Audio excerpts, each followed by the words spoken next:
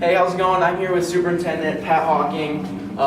We're here. This is actually one of the false walls that they built because they did end up demolishing this over here. This is gone behind us over in that flex classroom, Mr. Whitman's old room. So I have a few questions for Mr. Hawking. So are we on track so far? Well, actually, we're doing very, very well. The weather here lately hasn't been a help. I mean, when we get rain, it's hard to get trucks in and out. But anybody that's been down Highway 30 can look down into the big valley down there and actually see that coming on up. They're probably getting up now within about 10, 15 feet, I would say. So another good week or so of hauling material, we should be getting up there pretty closely. Everything else is on schedule. As you've seen, there's lots of people on site. That's what's really helping keep this project going. One of the best things about Larson is a big enough company. If they do get behind, they will just send more people.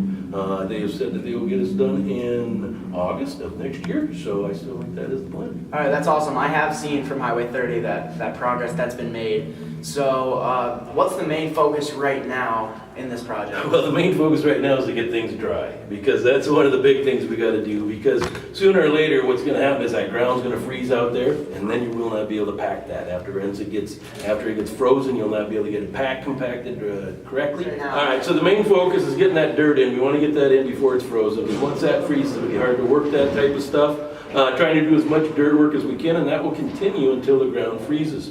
One of the things that we've been waiting on is starting the auditorium, and that's what's behind this wall where that will start. Ran into a little bit of an issue there. We have a city water main that has to be relocated out there. Okay, yes, so that has to be moved, but with that comes some complications. We may have to cut into a main water line, which would cause some impacts down the road. But right now, we've been talking with our engineers, our civil engineers from Axiom, along with the city engineers, and we're working through some solutions where hopefully that won't have to be the case. All right, that's awesome. So a lot of the kids in the school have been talking about if we do have to cut into that water line, we'll be missing school. Is that true? Well, here's what happens. If they would have to cut into that water line during school time, it takes 3 days to get it tested back up to safety for students in the school. So that would mean probably no school for 3 days at least, because they have to have DNR permits and tests that they do. However, even though we may miss school days, they are treated like snow days. So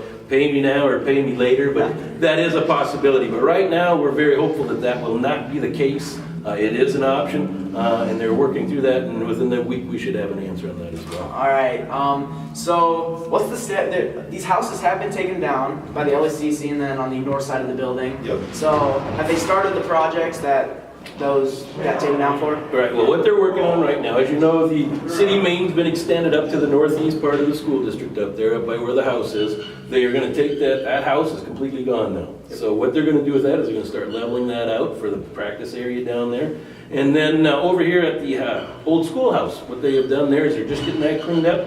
Then the next week or two, we'll probably be putting down rock in that entire area, and our buses are going to be parked there temporarily. Just got a rendering from the architect here yesterday of how that may work, so we're still working through some issues there, but that's where we'll also move the red shed.